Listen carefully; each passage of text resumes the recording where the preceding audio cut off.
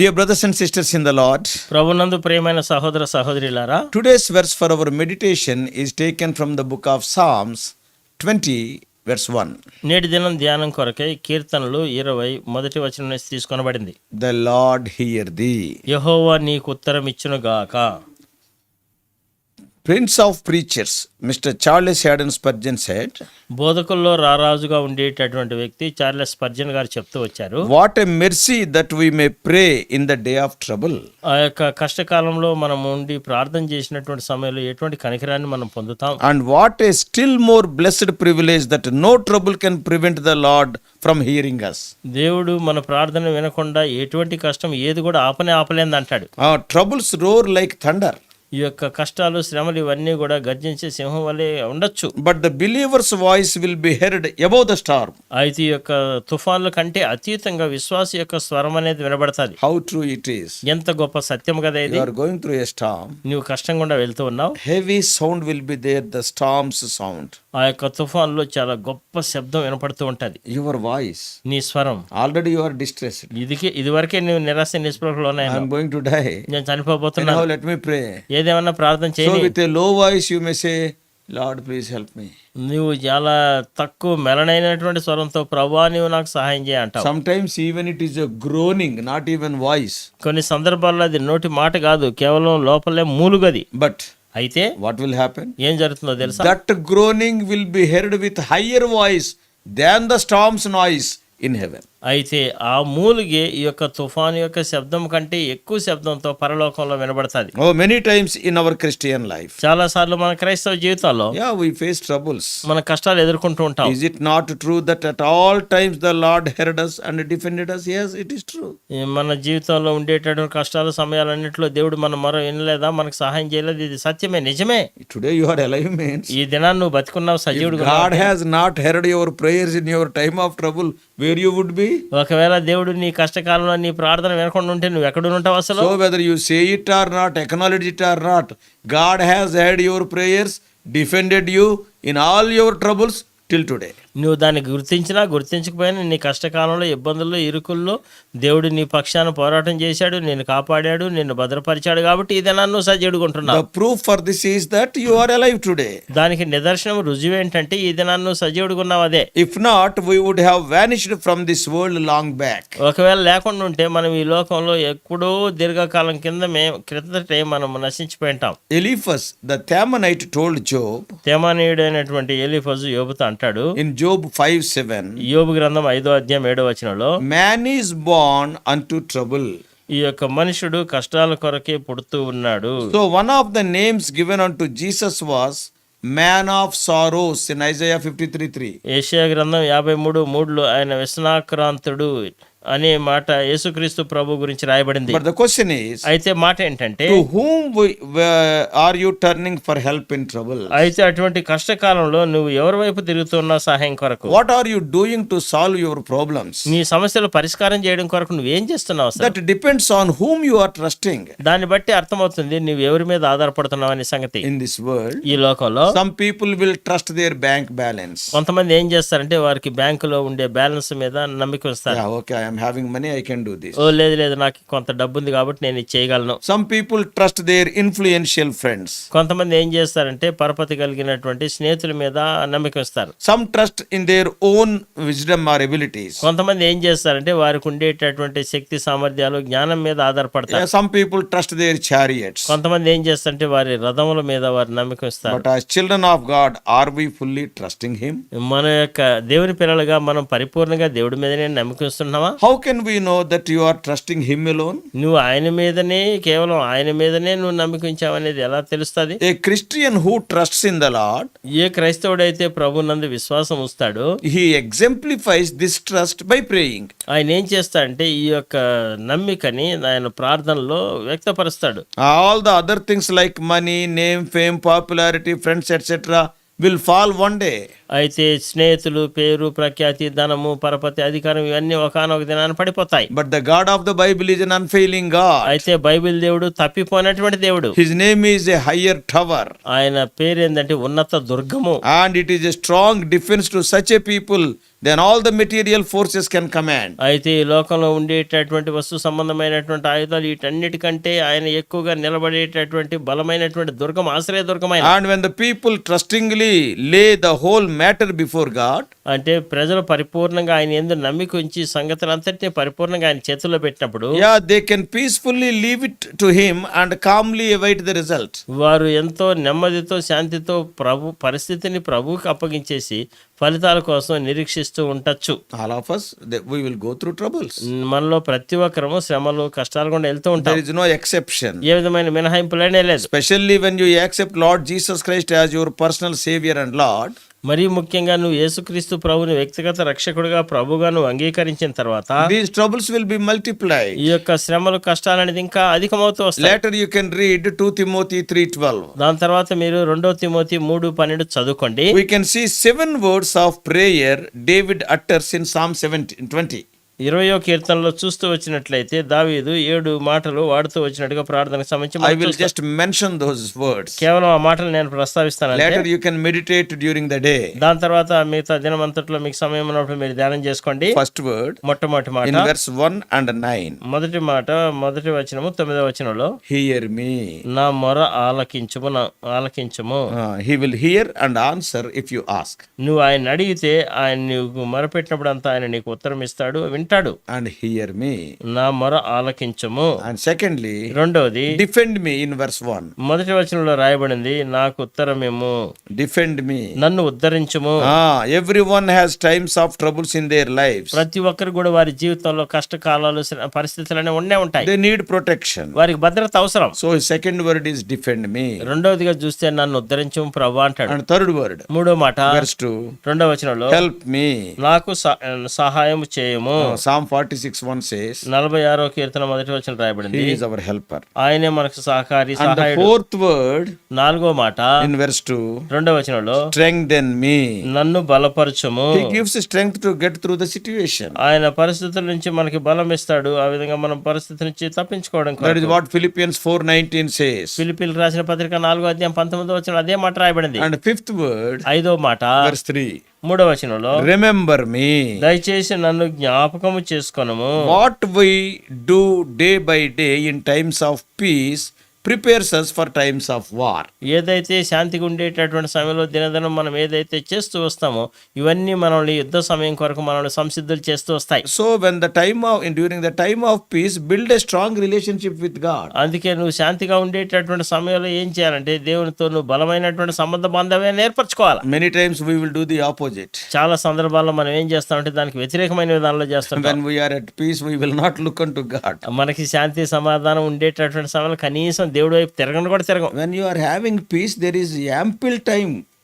నీవు సమాధానం శాంతి కలిగి ఉండేటప్పుడు నీ దగ్గర సమృద్ధి అయినటువంటి సమయం ఉంది. See, when you are in trouble, you have to run here and there. నీ కష్టకాలం వచ్చినప్పుడు నువ్వు ఇటు అటు పరిగెత్తాల్సి But ఉంటుంది. when you are in peace, అయితే నువ్వు శాంతి సమాధానం you కలిగి will ఉంటావు, have so much time. నీకు చాలా అధిక సమయం ఉంటుంది. That is the time to build close relationship with God. Don't waste time. ఆ సమయాన్ని నువ్వు వృధా చేయకుండా దేవునితో అత్యంత సన్నిహితంగా సమీపంగా దగ్గరకు వచ్చే సంబంధంలోకి నువ్వు వచ్చే అవకాశంగా ఉపయోగించుకో. And that times of peace will prepare you for the times of war because you are strengthening. ఎందుకంటే అటువంటి శాంతి సమాధానంగా ఉండేటటువంటి సమయంలో నువ్వు శక్తిని పుంజుకొని నువ్వు సంసిద్ధుడిగా నువ్వు ఉంటే యుద్ధ సమయంలో నీవు దీన్ని అంతటిని నువ్వు సిద్ధం చేసుకున్నావు కాబట్టి అది నీకు అక్కడ ఉపయోగపడేదిగా ఉంటుంది. It is something like our maintaining our finances. మన యొక్క ఆర్థిక లావాదేవీలు మనం చక్కబరుచుకుంటాం కదా, ఆ విధంగా అది. On the first of every month you will get salary.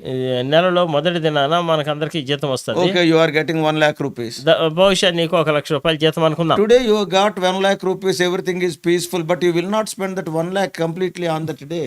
ఈ దినాన్ని 1 లక్ష రూపాయలు వచ్చిందని అంతా సంతోషంగా ఉందని చెప్పి ఆ 1 లక్ష రూపాయలు నా 10 రోజు నువ్వు ఖర్చు పెట్టావు. You will strengthen your bank balance on the first of month and that will be useful in the time of trouble during the last week of the month. నువ్వేం చేస్తూ ఉంటావు అంటే ఆ మొదటి నెలలో మొదటి తారీఖున వచ్చినటువంటి ఆ జీతంతో నీ యొక్క ఆర్థిక పరిస్థితిని నువ్వు బలపరుచుకొని నెలంతటికి నువ్వు దాన్ని సరి చేసుకుంటూ వచ్చి చివరి వారంలో దాన్ని నువ్వు వాడుకుంటూ వస్తావు. So in a similar way, అదే విధానంలో when we are doing job, we will gather something. మనం ఉద్యోగం చేసేప్పుడు కొంత పోగు చేసుకుంటాం, We will save some amount. కొంత ధనాన్ని మనం పొదుపు చేస్తాం. In the time of trouble, it will be like war. This will be useful. మన కష్టకాలంలో యుద్ధ సమయం లాంటి పరిస్థితుల్లో అది మనకు ఉపయోగంలో ఉంటుంది. Suppose if you want to use everything during the good days and finally he will be without anything.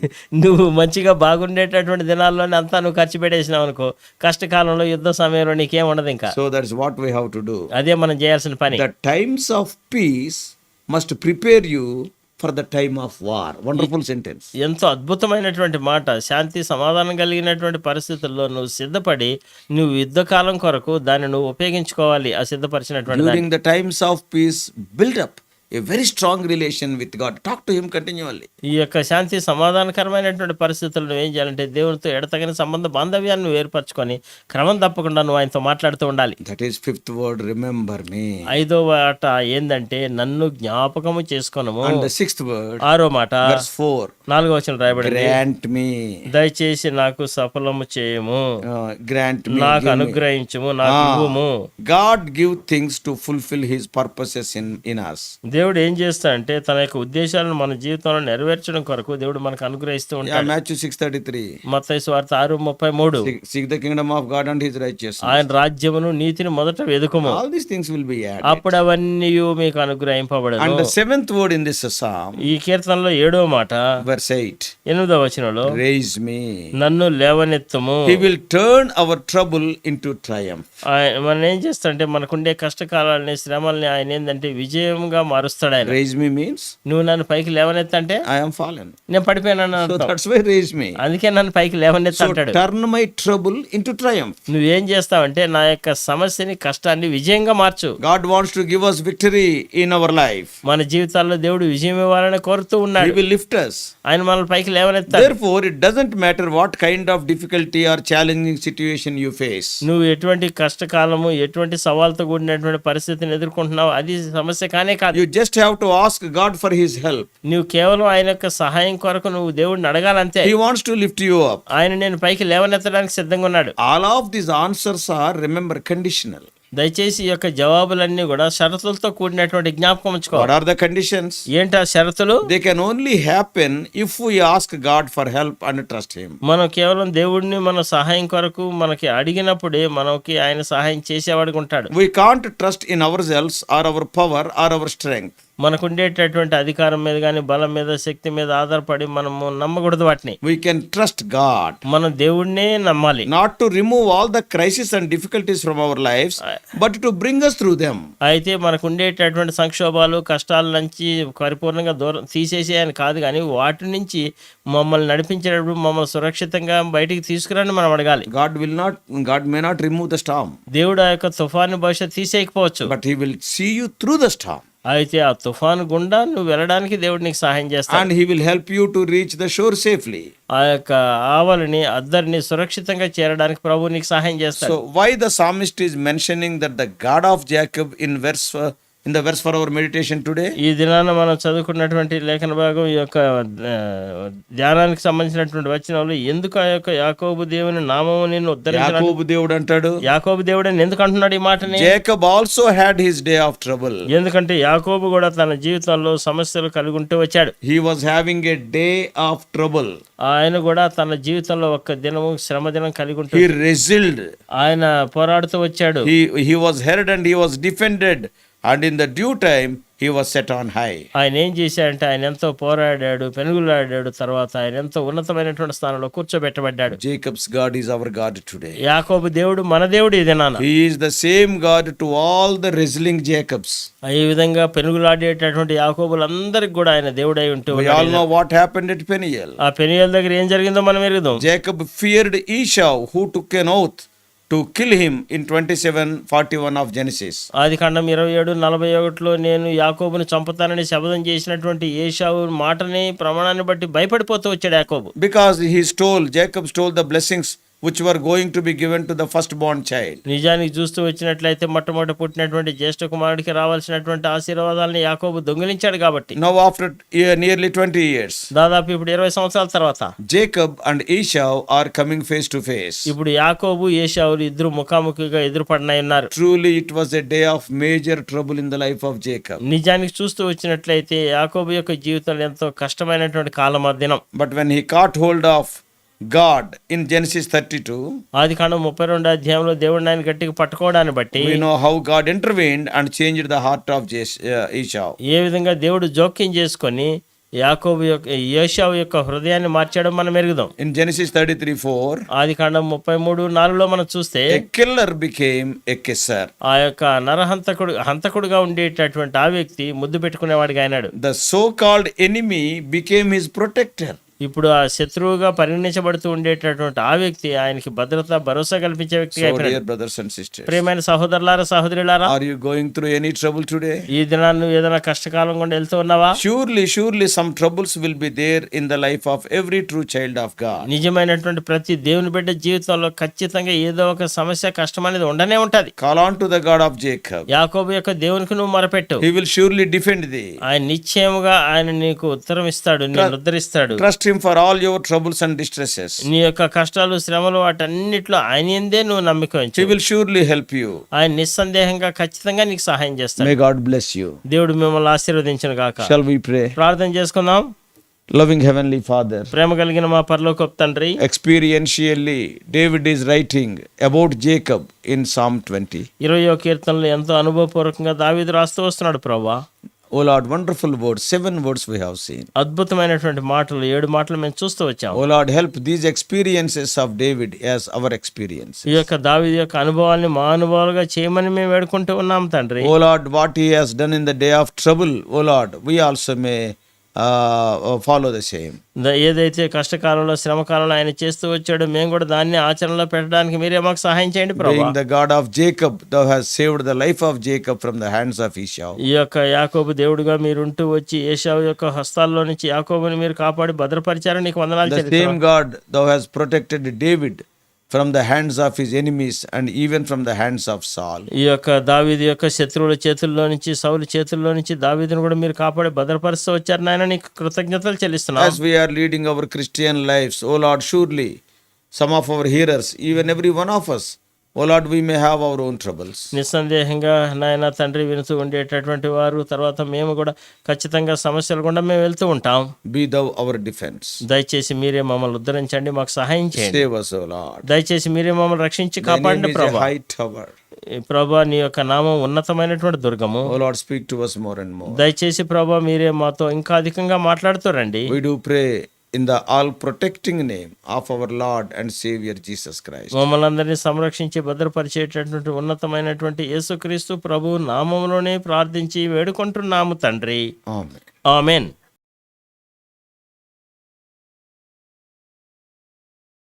God bless you all. Please subscribe for more spiritual messages to the YouTube channel John Victor Telugu Messages.